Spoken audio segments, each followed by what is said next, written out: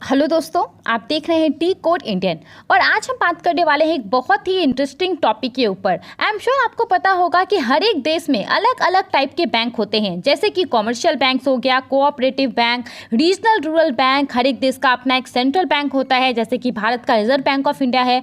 तो बीते कुछ सालों से आपने ध्यान दिया होगा कि हर एक चीज़ को यहाँ टेक्नोलॉजी से जोड़ा जा रहा है और इसी को देखते हुए हमारे बीच में एक अलग टाइप का बैंक भी सामने आया है जिसका नाम नियो बैंक बताया जा रहा है। अगर मैं आपको एक लाइन में एक्सप्लेन करूं कि नियो बैंक होता क्या है, तो ये ऐसे बैंक्स होते हैं जो कि पूरी तरह से वर्चुअल होते हैं, पूरी तरह से डिजिटली काम करते हैं। अब देखिए अभी क्या होता है, जैसे कि स्टेट बैंक ऑफ इंडिया है, जैसे कि बैंक ऑफ इंडिया है, आईसीआईसीआई बैंक हो गया, एक्सिस बैंक हो गया, ये सब क्या है, ट्रेडिशनल बैंक है, काफ़ी सालों से हमारे बीच में है। और मान लीजिए कि अगर आपको किसी भी बैंक में अकाउंट खुलवाना है या फिर अगर आपको डेबिट कार्ड इशू करवाना है, क्रेडिट कार्ड इशू कराना है, तो आपको जो है ज़्यादातर समय बैंक जा करके ये सब सारे काम करने पड़ते हैं। इनका एक फिजिकल प्रेजेंस होता है, अलग अलग जगह पे ब्रांच होता है, हेडक्वार्टर होता है। लेकिन यहाँ पे ये जो नियो बैंक है उसका ये सब कुछ भी नहीं होता है, उसका फिजिकल प्रेजेंस नहीं है, उसका ना ही तो कोई हेडक्वार्टर है, ना ही तो इसका अलग अलग जगह पे ब्रांच है। ये पूरी तरह से डिजिटल होता है। इसमें जो भी काम आपको करना होगा वो डिजिटल होगा। और आमतौर पर जो है एक बैंक जो फैसिलिटी आपको प्रोवाइड कराता है, जैसे कि अकाउंट खुलवाने की फैसिलिटी हो गई, लोन लेने की फैसिलिटी हो गई, अगर आपको म्यूचुअल फंड से जुड़ा हुआ कुछ काम करना है, credit card, debit card issue कराना है, एफडी करवाना है, तो ये सारा काम नियो बैंक आपको प्रोवाइड कराता है, वो भी डिजिटल। आपको कहीं पे भी जाने की कोई भी ज़रूरत नहीं है। बेसिकली यहाँ पे नियो बैंक को एक ऐसे टेक्निक के साथ तैयार किया जाता है जो आपको पूरी कंप्लीट बैंकिंग एक्सपीरियंस प्रोवाइड कराती है। जो भी बैंक से जुड़ा हुआ सर्विस होता है वो यहाँ पे आपको नियो बैंक देता है। और किस तरीके से देता है, कुछ डिजिटल प्लेटफॉर्म के थ्रू देता है। मान लीजिए कि कोई मोबाइल एप्लीकेशन है, उसको आपको डाउनलोड करना पड़ेगा और उसके थ्रू आप सारी बैंकिंग फैसिलिटी को अवेल कर सकते हैं बिना कहीं पे भी जाए हुए, या फिर एक वेबसाइट होगा वहाँ से। अब सवाल आता है कि ये ट्रेडिशनल बैंक से किस तरीके से अलग हैं। देखिए इतना तो आपको समझ में आ गया होगा कि जो ट्रेडिशनल बैंक होते हैं उनका एक फिजिकल एस्टेब्लिशमेंट होता है, ब्रांच वगैरह होता है, जबकि जो नियो बैंक है वो पूरी तरह से क्या है, डिजिटल है। उसके अलावा ट्रेडिशनल बैंक हमारे बीच में कई सालों से हैं, तकरीबन 100 साल से हैं। और अगर हम ये नियो बैंक का कॉन्सेप्ट देखें तो पिछले एक डेकेड से, पिछले 10 साल से हमारे बीच में जो है ये एमर्ज कर रहे हैं। उसके अलावा देखिए बहुत सारी यहाँ पे डिफरेंसेस है, जैसे कि ट्रेडिशनल बैंक में जो होता है हर एक चीज़ का आपसे पैसा लिया जाता है। अगर आप मान लेते हैं कि आपका एसबीआई बैंक में एक अकाउंट है, ठीक है, आपने वहाँ पर पैसे रखे हैं, तो उसके लिए भी आपसे कुछ पैसा चार्ज किया जाएगा और अलग अलग तरीके के लिए, अलग अलग चीज़ों के लिए आपसे पैसा चार्ज किया जाता है। अब जाहिर सी बात है कि इन बैंकों का जहां ब्रांच होगा वो ब्रांच के लिए तो उन्होंने किसी से क्या रेंट पे लिया होगा वो जगह को, उसके बाद इलेक्ट्रिसिटी का पैसा हो गया, उसके बाद आपका वाटर बिल हो गया, तो ये सारा पैसा कहां से आएगा, ये इनडायरेक्टली जो है कस्टमर से ही लिया जाता है छोटे छोटे फीस के तौर पे। लेकिन उसके कंपेयरिंग में अगर आप नियो बैंक को देखेंगे तो नियो बैंक में जो है इन सब चीज़ों के लिए पैसा नहीं लिया जाता है, काफ़ी कम आपसे फीस चार्ज किया जाता है और जो भी आपसे फीस चार्ज किया जाता है वो ट्रांसपेरेंट रहता है, आपको हर एक चीज़ के लिए बताया जाता है। उसके अलावा देखिए ट्रेडिशनल बैंक में अगर आपको किसी भी चीज़ को कुछ कराना है, कोई प्रोसेस है वो आपको कराना है, मान लीजिए कि आपका कोई भी बैंक का आपके पास डेबिट कार्ड है, ठीक है, और वो डेबिट कार्ड से आपको एक इंटरनेशनल ट्रांजैक्शन करना है, तो ज़्यादातर समय क्या होता है कि आप डेबिट कार्ड से इंटरनेशनल ट्रांजैक्शन नहीं कर सकते हैं। ज़्यादातर बैंक ये फैसिलिटी आपको प्रोवाइड नहीं करती है। आपको क्या करना पड़ता होगा, डेबिट कार्ड को आपको अपग्रेड करना पड़ेगा, ठीक है, तो इसके लिए आपको बैंक जाना पड़ेगा। तो ये जो एक पूरा प्रोसेस होता है वो काफ़ी लेंदी हो जाता है। लेकिन नियो बैंक में जो है आपको कोई भी अगर काम करना है तो वो काफ़ी ज़्यादा इंस्टेंट हो जाएगा, काफ़ी जल्दी से यहाँ पे आपका पॉसिबल हो पाएगा। उसके अलावा यहाँ पे देखिए जो ट्रेडिशनल बैंक होते हैं उनके पास सेंट्रल बैंक का लाइसेंस होता है। लेकिन यहाँ पे अगर हम बात करें नियो बैंक के बारे में तो नियो बैंक दो तरह से आते हैं हमारे सामने, एक होता है लाइसेंस नियो बैंक और दूसरा होता है नॉन लाइसेंस नियो बैंक। अब इंडिया में अगर हम बात करें तो रिजर्व बैंक ऑफ इंडिया के 2014 के गाइडलाइंस के अकॉर्डिंग कोई भी ऐसा बैंक, कोई भी ऐसा इंस्टीट्यूशन जो कि खुद को दावा करता है कि वो बैंक है और अगर उसका कोई भी फिजिकल प्रेजेंस नहीं है तो वो बैंक नहीं कहलाएगा। तो यहाँ पे नियो बैंक कैसे तब ओपन होगा। मान लीजिए कि आप इंडिया में रहते हैं, आपको नियो बैंक खोलना है, डिजिटली आपको बैंक फैसिलिटी प्रोवाइड करानी है, तो आप कैसे यहाँ पे करा पाएंगे। देखिए, इसके लिए आपको क्या करना पड़ेगा, जो ट्रेडिशनल बैंक्स होते हैं, SBI, बैंक ऑफ इंडिया, उनके साथ आपको यहाँ पे पार्टनरशिप करनी पड़ेगी और उसके बाद आप यहाँ पे जो है नियो बैंक को ओपन कर पाएंगे। तो ये बेसिकली क्या कहलाएगा आपका, ये आपका कहलाएगा नॉन लाइसेंस्ड नियो बैंक। उसके अलावा कुछ कुछ ऐसे कंट्री हैं जहाँ पे लाइसेंस्ड नियो बैंक भी, जैसे कि यूके वगैरह में सेंट्रल बैंक जो है वहाँ का वो प्रोवाइड करता है लाइसेंस्ड नियो बैंक को। तो इस तरीके से ये पूरा काम करता है। इसके अलावा देखिए एक चीज़ और है, जो बैंक्स होते हैं नॉर्मल जो बैंक्स होते हैं उनका कोई टारगेटेड कस्टमर नहीं रहता है। वो बैंक में जो भी आते हैं उन सभी के लिए सेम फैसिलिटी, सब कुछ सेम रहता है। वो जो अपना पूरा एक फैसिलिटी है उसको इस तरीके से किसी स्पेसिफिक पर्सन के लिए, किसी स्पेसिफिक ग्रुप ऑफ पीपल के लिए डिज़ाइन नहीं करते हैं। लेकिन यहाँ पे हमारा जो नियो बैंक है, नियो बैंक बेसिकली जो है कुछ कुछ कस्टमर को यहाँ पे टारगेट करता है, जैसे कि जो स्मॉल मीडियम इंटरप्राइजेस हो गया, उन लोगों को यहाँ पे ये टारगेट करता है। जो टेक सर्वी पीपल हो गए, जो टेक्नोलॉजी से काफ़ी ज़्यादा जुड़े रहते हैं, उन लोगों को ये टारगेट करता है। तो यहाँ पे इसका एक टारगेटेड कस्टमर भी रहता है। इसके अलावा देखिए, अब हम यहाँ पे बात करें कि क्या क्या एडवांटेज हैं इसके, तो अब तक तो आपको समझ में आ ही गया होगा।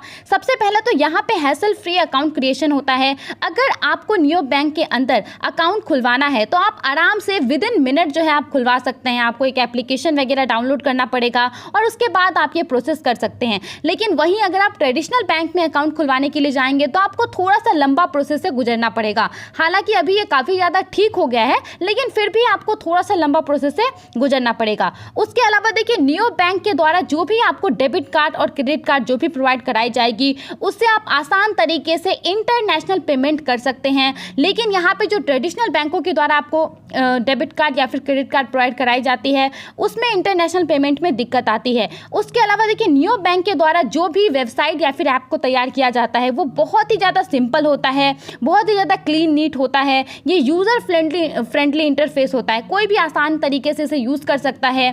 उसके अलावा ये स्मार्ट रिपोर्टिंग की फैसिलिटी भी प्रोवाइड करता है नियो बैंक के अंतर्गत। देखिए, इसमें क्या होता है कि मान लीजिए कहीं पे भी आपने कुछ चीज़ खरीदा, अमेजोन से खरीदा, आपने पेमेंट किया, तो आपको उसी समय ये रिपोर्ट करेगा कि आपके अकाउंट में इतने पैसे बचे हुए हैं। आप यहाँ पे सब कुछ कर सकते हैं, जैसे कि आपने एक महीने में कहाँ पे क्या खर्च किया है, कितना पैसा आपने सेव किया है। ये सारी फैसिलिटी जो है नियो बैंक के द्वारा प्रोवाइड कराई जाती है। और क्योंकि नियो बैंक का फिजिकल प्रेजेंस नहीं होता है तो इसमें आपको बहुत ही कम फीस वगैरह देने पड़ते हैं।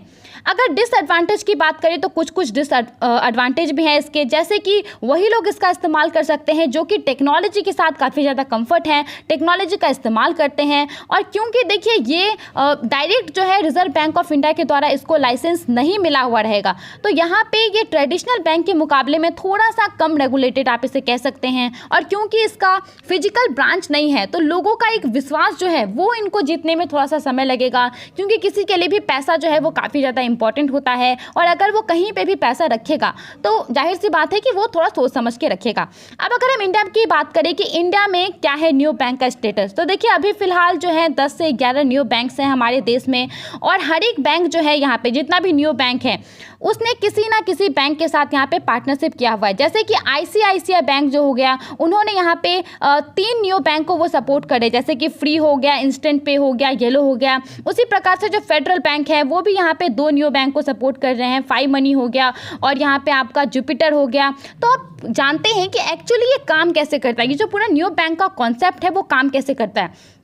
अगर हम एक एग्जांपल लें 5 मनी का, तो देखिए अगर आपको 5 मनी के अंतर्गत अपना अकाउंट खुलवाना है, ठीक है, तो सबसे पहले आपको क्या करना पड़ेगा, ये तो आपको समझ में आ गया कि 5 क्या है, एक नियो बैंक है और ये फेडरल बैंक के साथ जो है इसका पार्टनरशिप किया हुआ है। अगर आपको 5 के अंतर्गत अपना अकाउंट खुलवाना है तो सबसे पहले आपको इससे रिलेटेड जो एक ऐप है वो गूगल प्ले स्टोर से या फिर एप्पल प्ले स्टोर से आपको डाउनलोड करना पड़ेगा। उसके बाद आप यहाँ पे सेविंग अकाउंट खुलवा सकते हैं। और सबसे खास बात यह है कि सेविंग अकाउंट खुलवाने के लिए आपसे किसी भी प्रकार का कोई भी चार्ज नहीं लिया जाएगा। उसके अलावा ये आपको सारी फैसिलिटी प्रोवाइड करता है, इवन ज़्यादा फैसिलिटी आपको प्रोवाइड करता है जो एक फिजिकल बैंक आपको देता है। आपको पता होगा कि बैंकों में क्या है, 5 लाख रुपए तक पैसे इंश्योर रहते हैं, तो 5 के अंतर्गत भी अगर आप सेविंग अकाउंट खुलवाएंगे तो वहाँ पे भी आपके 5 लाख रुपए तक जो पैसे हैं वो आपके सेफ रहेंगे, इंश्योर रहेंगे। इन केस अगर बैंक कभी डूब जाती है तो आपको इतना पैसा आपका सेफ रहेगा। उसके बाद यहाँ पे कोई भी मिनिमम बैलेंस रखने का झंझट नहीं है, जो कि सबसे अच्छी बात है। अगर आप SBI, bank of India, Axis bank, इन सब में अगर आप अकाउंट खुलवाते हैं तो एक यहाँ पे झंझट रहता है कि 3,000 रुपये रखना ही है बैंक अकाउंट में, 5,000 रुपये रखना ही है, 10,000 रखना ही है। तो फाई के अंतर्गत जो है ये ऐसी समस्या नहीं है। उसके बाद अगर आपको फाई का डेबिट कार्ड मिलता है, ठीक है, और उससे अगर आप कोई भी इंटरनेशनल ट्रांजेक्शन करते हैं तो आमतौर पे क्या होता है कि जब भी आप किसी बैंक के ATM कार्ड से या फिर किसी बैंक का इस्तेमाल करके इंटरनेशनल ट्रांजेक्शन करते हैं तो आपको उसके ऊपर कुछ एक्स्ट्रा चार्ज देना पड़ता है। मान लीजिए कि आपने 4,000 रुपये का इंटरनेशनल ट्रांजेक्शन किया तो आपको उस पर 500 रुपये या फिर 200 रुपये कुछ एक्स्ट्रा चार्ज देने पड़ते हैं। लेकिन फाई सेविंग अकाउंट के अंतर्गत ऐसा फैसिलिटी है जिसमें आपको कोई भी प्रकार का पैसा यहाँ पे नहीं देना पड़ेगा, एक्स्ट्रा पैसा इंटरनेशनल ट्रांजेक्शन पे। उसके अलावा इसके द्वारा जो आपको ATM कार्ड प्रोवाइड कराया जाएगा, उस ATM कार्ड का इस्तेमाल करके आप इंडिया में किसी भी ATM से पैसे निकाल सकते हैं। और इन सब के अलावा जो भी आपसे फीस वगैरह चार्ज किए जाएंगे वो आपको डिटेल में बताए जाएंगे कि किसके लिए आपसे ये पैसे लिए जा रहे हैं। इन सब के अलावा बहुत सारी फीचर है, जैसे कि आप यहाँ पे पता कर सकते हैं कि आपने एक महीने में अमेजॉन, फ्लिपकार्ट पे कितना स्पेंड किया, आपने स्विगी से कितने पैसे का ऑर्डर किया है, ये सब आप पता कर सकते हैं। उसके अलावा जो अगर आप पैसे सेव करते हैं तो आपको यहाँ पर उसके ऊपर रिवॉर्ड भी दिया जाएगा ताकि आप इंकरेज हों और भी ज़्यादा पैसे को सेव करें। 24/7 कस्टमर सपोर्ट है। आप यहाँ पे कभी भी बहुत ही आसानी से यहाँ पे आप सवाल पूछ सकते हैं और आर्टिफिशियल इंटेलिजेंस की हेल्प से इसको ऐसा तैयार किया गया है कि आपको बहुत ही आसानी तरीके से आपके सवाल को समझ करके यहाँ पे आपका जवाब दिया जाएगा। अगर आपको फाई का जीरो बैलेंस सेविंग अकाउंट खुलवाना है, आपको ये सारी फैसिलिटी का लाभ उठाना है, तो आपको कहीं भी जाने की जरूरत नहीं है, क्योंकि इसका लिंक जो है वो डिस्क्रिप्शन बॉक्स में दिया गया है और साथ ही में कमेंट सेक्शन में भी मैं इसको पिन कर दूंगी ताकि आप आसानी से वहां से जा करके अपना अकाउंट जो है वो ओपन करवा सकते हैं और यह सारी फैसिलिटी का लाभ उठा सकते हैं। आई होप आपको ये सारी बातें समझ में आ गई होंगी कि नियो बैंक क्या होता है, कैसे ये काम करता है, ट्रेडिशनल बैंक से कैसे अलग है। अपना समय देने के लिए बहुत बहुत धन्यवाद।